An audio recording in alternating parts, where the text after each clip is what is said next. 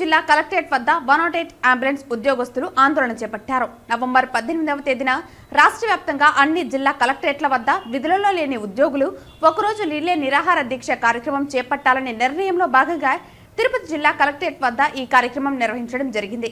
ఇప్పటికైనా ప్రభుత్వ అధికారులు యాజమాన్యం స్పందించి మా సమస్యలు పరిష్కరించాలని, లేని పక్షంలో తప్పని పరిస్థితుల్లో నవంబర్ 25వ తేదీ తర్వాత సమ్మెకు వెళ్లనున్నామని తెలియజేశారు. అయినప్పటికీ యాజమాన్యం కానీ ప్రభుత్వం అధికారులు కానీ సమస్యలు పరిష్కరించకపోవడంతో ఈ నెల 8వ తేదీన విజయవాడలో రాష్ట్ర కమిటీ సమావేశంలో 26 జిల్లాల ఉద్యోగ ప్రతినిధులు పాల్గొని తీసుకున్న ఏకగ్రీవ తీర్మానం మేరకు నవంబర్ 11వ తేదీన ప్రభుత్వ అధికారులకు యాజమాన్యానికి సమ్మె నోటీసు అందించడం, అప్పటి నుంచి పలు నిరసన కార్యక్రమాల్లో పాల్గొంటూ ఉన్నామని తెలిపారు.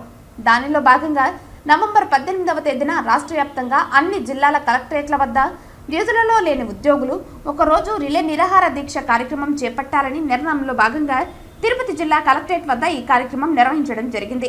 ఇప్పటికైనా ప్రభుత్వ అధికారులు యాజమాన్యం స్పందించి తమ సమస్యలు పరిష్కరించాలని, లేని పక్షంలో తప్పని పరిస్థితుల్లో నవంబర్ 25వ తేదీ తర్వాత సమ్మెకు వెళ్లనున్నామని తెలియజేశారు. సమ్మె కారణంగా రాష్ట్ర ప్రజలకు జరిగే అసౌకర్యంకు పూర్తి బాధ్యత యాజమాన్యం మరియు ప్రభుత్వ అధికారులు వహించవలసి ఉంటుందని పత్రికాముఖంగా రాష్ట్ర ప్రజలకు తెలియజేస్తున్నామని అన్నారు. ఈ కార్యక్రమం అనంతరం జేసీ శుభం బన్సల్కు వినతి పత్రం అందజేయడం జరిగింది. 108 అంబులెన్స్ వ్యవస్థను నేరుగా ప్రభుత్వమే నిర్వహించాలని, ఉద్యోగులను ప్రభుత్వ ఉద్యోగులుగా గుర్తించాలని, 108 వ్యవస్థలో రోజుకు 3 షిఫ్ట్లలో 8 గంటల పని విధానం అమలు చేయాలని, 108 సర్వీసులో పనిచేస్తున్న ఉద్యోగులకు ప్రభుత్వ నియామకాల్లో వెయిటెడ్ మార్కులు అందించాలని, వైద్య ఆరోగ్య శాఖలో ఈఎంటీ పోస్టుల నియామకాల్లో 108లో పనిచేస్తున్న ఈఎంటీలను నియమించాలని, గత తెలుగుదేశం ప్రభుత్వంలో అమలుపరిచిన జీవో నెంబర్ MS-49ను అనుసరించి నెలకు 4,000 రూపాయల చెల్లింపును తిరిగి పునరుద్ధరించాలని అన్నారు. సహజ ప్రమాద మరణం పొందిన ఉద్యోగి కుటుంబానికి 25,000 రూపాయలు ఎక్స్గ్రేషియా అందించాలని, 108 వాహనాలకు శాశ్వత భవనాలు ఏర్పాటు చేయాలని, ప్రస్తుత నిర్వహణ సంస్థ నుండి ఉద్యోగాలకు రావాల్సిన బకాయిలు పూర్తిగా చెల్లించే బాధ్యతను ప్రభుత్వమే చేపట్టాలన్నారు. ఈ కార్యక్రమంలో సిఐటియు జిల్లా కార్యదర్శి జయచంద్ర, సిఐటియు జిల్లా అధ్యక్షులు బాలసుబ్రహ్మణ్యం, జనరల్ సెక్రటరీ మునిరాజా తదితరులు పాల్గొన్నారు. మేము ఈరోజు తిరుపతి జిల్లాలో కలెక్టర్ నిరోధక నిరాహార దీక్ష అనేసి పాటుపడుతున్నాము. అది ముఖ్య సందేశం ఏంటంటే 108 సర్వీసును ప్రభుత్వమే నేరుగా నిర్వహించాలి. మొన్న జీవో 340 కోట్లు వార్షిక బడ్జెట్ను ప్రవేశపెట్టారు. 340 కోట్లు ప్రైవేటు సంస్థలకు ఎందుకు అప్పగిస్తున్నారు? నేరుగా ప్రభుత్వ సంస్థ ప్రభుత్వమే ఎందుకు నడపలేకపోతుంది? దానికి గల కారణాలు ఏంటి అనేది మాకు ఉద్యోగులకి కంపల్సరిగా తెలియపరచాలి. 8 గంటల పని విధానాన్ని అమలుపరచాలి. నెక్స్ట్ మనకి మెయిన్ ఏంటంటే 108 సర్వీస్ని ప్రైవేట్ సంస్థలు ఎందుకు మేమే చేస్తాం అని చెప్పేసి ఏ లాభాపేక్ష లేకుండా వాళ్ళు ఎందుకు ముందుకు వచ్చి పోటీ పడుతున్నారు?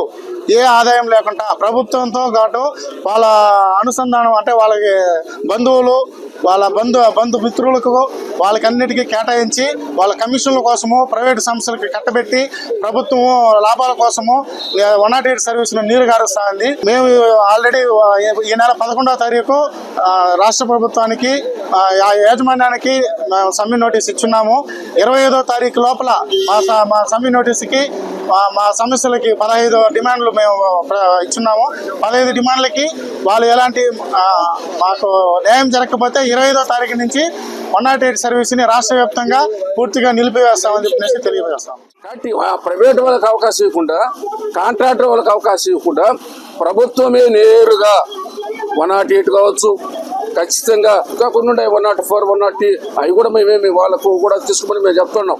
కానీ ఖచ్చితంగా ఏంటంటే 108 వ్యవస్థను ప్రభుత్వమే నేరుగా నడపాలని, ఆపరేట్ చేయాలని చెప్పేసి కూడా మేము డిమాండ్ చేస్తున్నాము. ఈ కోరికలపైనే రేపు 25 నుంచి నిరవధిక సమ్మెలోకి పోతున్నాము. 25 నుంచి కూడా మా సమ్మె ఉధృతంగా కొనసాగుతుంది. మా సమస్యలు తీరేదాకా, మా యొక్క సమస్యలు మొత్తం పరిపూర్ణంగా తీరేదాకా కూడా ఏంటంటే మేము పోరాడతామని చెప్పేసి కూడా 108 సంఘం సమ్మె నోటీస్ ఇవ్వండి. ఈ పోరాటానికి సిఐటిగా ఈ జిల్లా వ్యాప్తంగాను రాష్ట్ర వ్యాప్తంగా కూడా 108 సిబ్బందికి న్యాయం చేసేదాకా జరిగేదాకా సిఐటిగా మేము అండదండలుగా ఉంటామని, వెంటనే ప్రభుత్వం స్పందించి వాళ్ళ సమస్యలు తీర్చాలని చెప్పి కూడా లేని పక్షంలో ఉద్ధృతం చేస్తామని కూడా ప్రభుత్వాన్ని హెచ్చరిక చేస్తున్నాం.